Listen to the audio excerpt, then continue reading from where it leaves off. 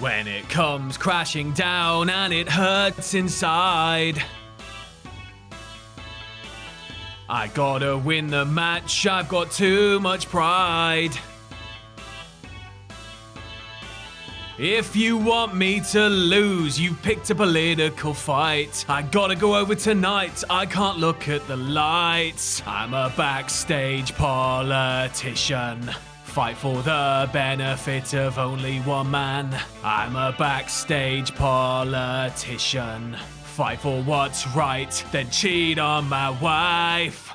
Many wrestlers have been protected over the years, but Hulk Hogan, the golden-skinned goose who laid all of those lovely fat eggs during his heyday, was protected perhaps more than any other. The Hulkster rarely lost, and if he did, you better believe he did so about as cleanly as a chimney sweep after a 10-hour shift. One of the biggest stars the industry's ever seen, Hogan understood the importance of wins and losses. And though promoters were more than happy to protect their investment, he also regularly had some degree of creative control and could decide who he did the honors for and, more importantly, who he wanted to steamroll past. Despite that, he did suffer an occasional L, and though a clean win over Hulk was about as rare as Jack or me doing the office dishes, he has put over some surprising wrestlers in the past, be it by pinfall, submission, or usually disqualification or countout. So drink your prayers and say your vitamins. Wait, is that right? And join me, Sam Driver from Cultaholic.com, as we look at 10 shocking wrestlers that beat Hulk Hogan. Join us, brothers! Number 10, Mike Awesome. The months before Hogan left WCW in late 2000 saw the Hulkster undergo a distinct change in attitude. Hogan, along with the rest of the so-called Millionaires Club of established headliners, were embroiled in a feud with the New Blood, a group of upstarts that wanted to take the place of the veterans at the top of the card. Hogan developed an edge as he went up against younger performers like Billy Kidman, Vampiro, and Mike Awesome, updating his look for the new millennium and wrestling a more aggressive style. He also developed a more giving streak as he allowed himself to be put in precarious positions and even let himself be pinned to help the program along. This is especially true when it came to Mike Awesome, who was presented as a genuine threat before he became a flare-wearing chubby chaser. The former ECW champion first powerbombed Hogan through a table and then beat him in the main event of the May 1st Nitro. The two had a decent weapons-filled brawl that spilled to the ringside area. Hulk looked to be in control before Billy Kidman caught him with a flying chair shot from the top rope to the floor. The most obvious blade job in wrestling history followed, and Awesome got the 1-2-3, looking about as surprised at the result as he probably did when Paul Heyman's checks didn't bounce. Number 9, Arn Anderson.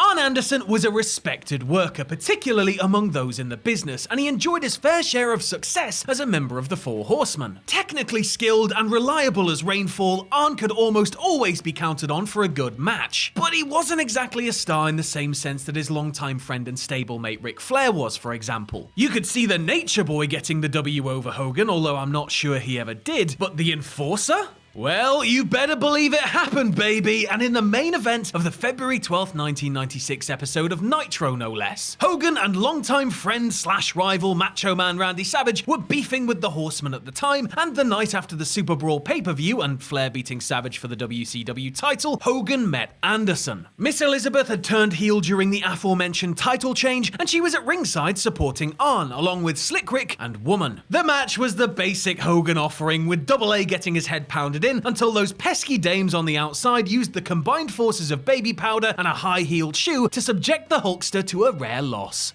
Number 8, Horace Hogan.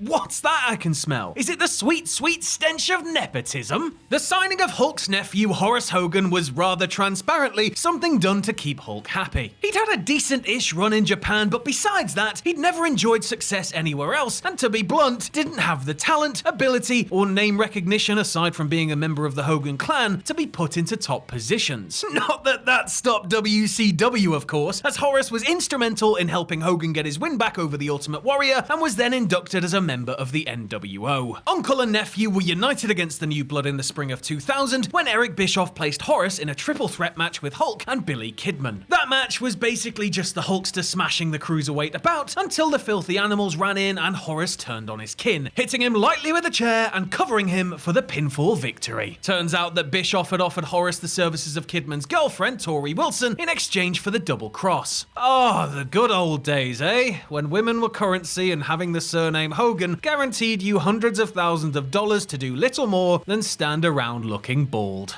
Number 7, Shawn OShea.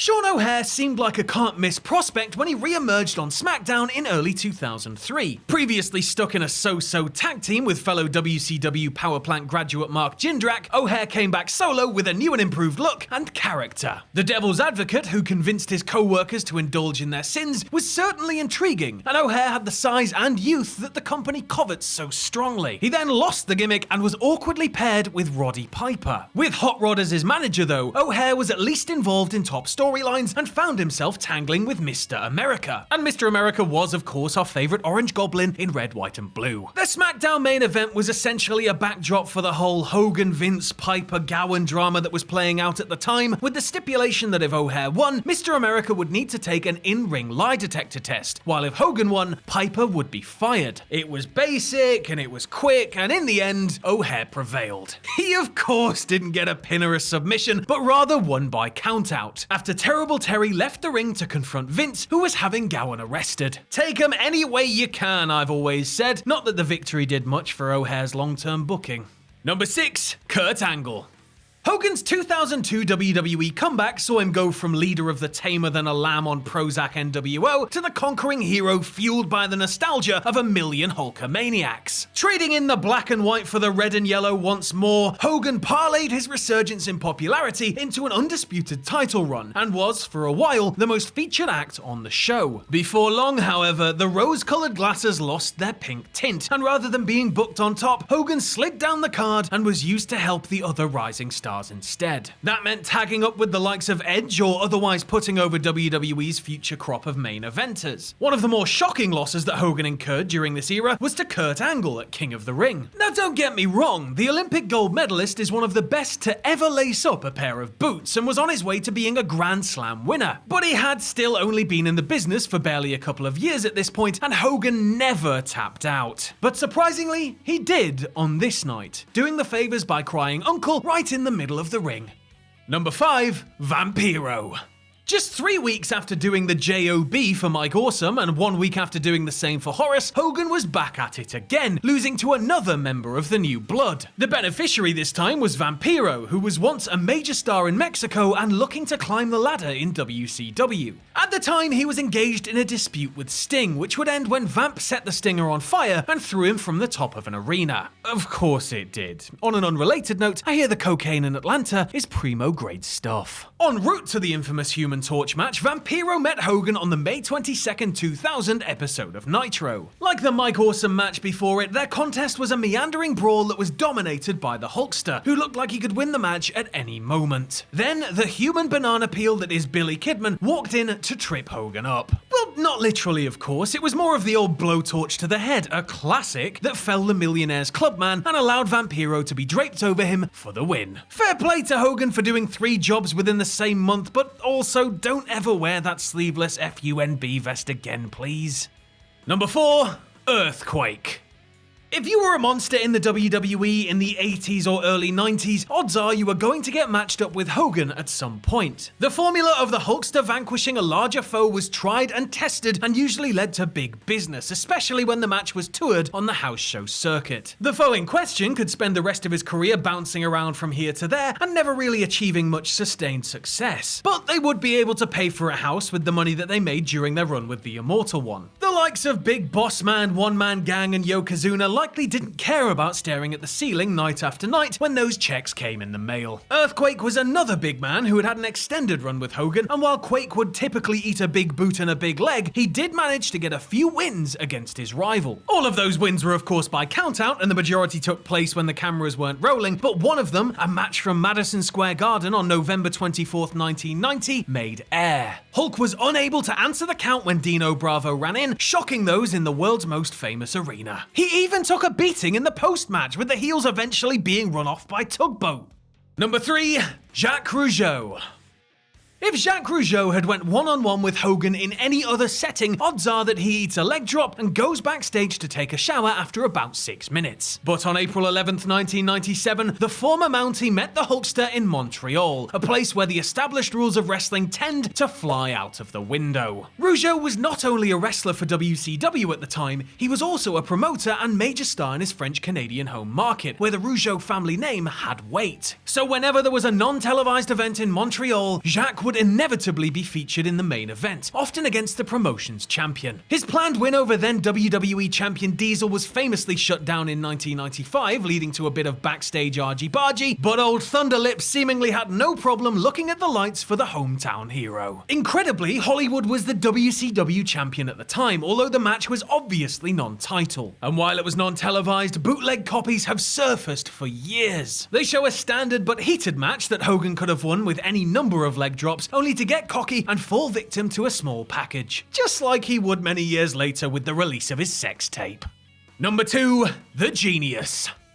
One of Hogan's great rivalries was against Macho Man Randy Savage, the ultra-intense and charismatic legend who once formed one half of the Mega Powers and then headlined WrestleMania against his one-time partner. Randy's real-life brother, Lanny Poffo, best known as Mr. Perfect's flunky The Genius, didn't quite manage to main event any WrestleManias, or any show for that matter, but he does hold a significant victory over the Hulkster. The Genius, with his flamboyant theatrics and pre-match poetry recitals, was easy pickings for the almighty Hogan, who was riding high as WWE champion when the two clashed on the November 25th, 1989 edition of Saturday Night's Main Event. It was a good showcase for Poffo, easily his highest profile match ever, as he got to shine against the biggest name in the industry. Was it a great match? Not really, but it was undoubtedly entertaining, and everybody, including Mr. Perfect at ringside, played their part and worked hard. And it was Perfect who made that difference, clobbering Hogan with the WWE title and ensuring that he was unable to beat the count back into the ring. Even though it was a count out, it was still one of the most shocking upsets of the decade. And number 1, The Wall, brother.